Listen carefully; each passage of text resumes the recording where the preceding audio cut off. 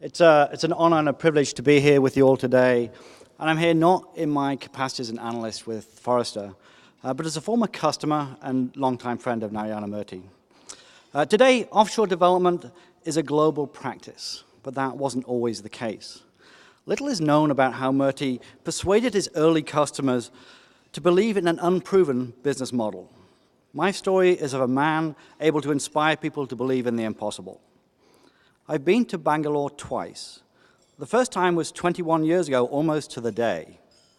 I went to cement a deal with a software company whose offices were in a small house in Bangalore where sacred cows roamed unpaved streets. The company was a very young Infosys. I first met Murthy in Paris in 1980. I was working at Reebok UK, where we were already using Infosys for on-site staff augmentation. It was about that time that we decided to replace all of our IT systems. And we'd planned on going down the path of putting a software package in and maybe customizing 20% to get the strategic advantage we had. Murthy had other ideas.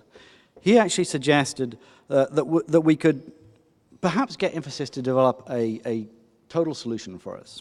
He was always looking for a win-win. And so, in effect, he was suggesting we could have our cake and eat it too.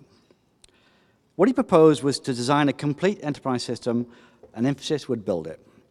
But such an approach would leave us with a completely custom solution, which really wasn't what we were looking for. We wanted a package. We wanted somebody to actually maintain a package and have that ongoing R&D. We eventually agreed that Infosys would develop an off-the-shelf package, and they could eventually sell to other people. And that Reebok would actually just pay for the cost of a package, not the entire software development, which was fundamental, right? We weren't looking to fund the entire development of an ERP system. So to make this profitable for Infosys, Murthy would need to develop the software in India. And to sell the concept to us, he tapped our familiarity with global manufacturing.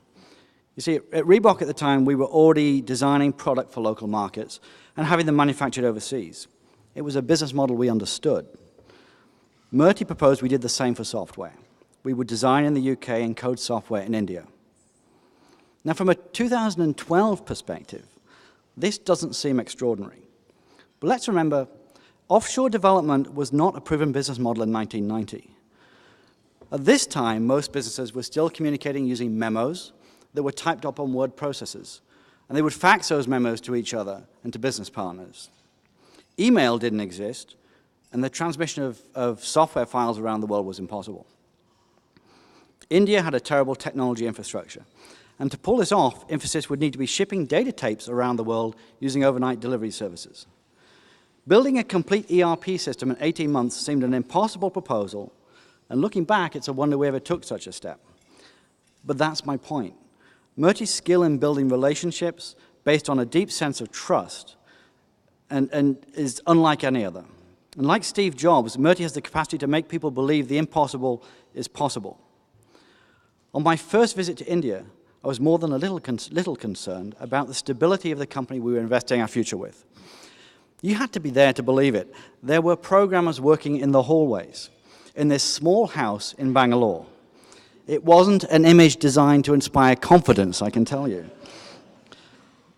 These were not offices built to impress. These were the frugal premises of a company managing its cash flow carefully.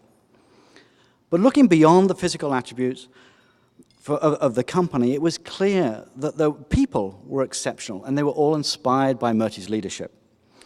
My memories of that first visit were defined by three things: the inevitable stomach bug, which laid me out for 24 hours, the tragic assassination of Rajiv Gandhi, which closed everything for a day, and the enduring bonds of trust and friendship which were formed with the Infosys team.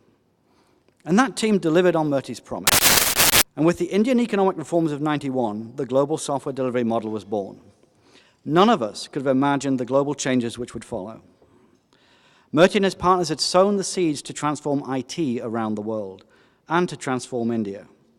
All of this was possible because of free enterprise and the vision and leadership of one man who continues to inspire people to believe the impossible is possible. Many entrepreneurs set out to create a new business venture with dreams of great wealth and personal fortune. But Murthy set out with a very different vision. For Murty, free enterprise was always a path towards building a new future for India. Murty's vision was to build a highly respected company which created a new future for its employees, a company with the means to inspire India's youth to greatness. The leadership lessons we should take from our honored guests here today are not about building great wealth of the individual, but about building a nation based upon free enterprise and inspiring its youth to strive for greatness. And while Murty, who is one of the most humble men on the planet, would never say so himself, I suspect he succeeded in his vision beyond his wildest dreams. Murty's success demonstrates the power of great leadership to create lasting change. To succeed, Murty needed to inspire others to follow him on this amazing journey, and not just his partners and employees, but also his customers. Leaders who inspire people to take risks are game changers, and there can be no doubt that Murty changed the game of IT for businesses around the world. The second time I visited Bangalore was in 2010. In 20 years, the city of Bangalore has undergone a transformation like none other I've seen. Gone are the mud streets with wandering cows. The population has doubled to 8 million. And that house, which was the Infosys office, has been transformed into a number of the most remarkable campuses on the planet, housing over 145,000 employees. Truly amazing. And it's amazing to see the progress made by people of Infosys in such a short time. From a small house to one of the largest and most respected software companies in India, something anyone might have imagined as impossible. And the most wonderful thing for me is to see that all the leaders of Infosys, despite their great success, remain truly humble people. Murty shows everyone with the very same respect and courtesy today as he did 22 years ago. And to me, this is a sign of a great man. Murty has an infectious charm which serves him well. I would even describe Murty as a consummate salesman, and I mean that as a compliment. A truly great salesperson identifies a customer need and works towards satisfying that need through a win-win partnership resulting from fair trade. This is what free enterprise is built upon. The Infosys story is a great story of free enterprise and inspirational leadership built upon a solid foundation of core values and ethics. Over the years, Murty's been honored with a great many awards and public recognition for his leadership.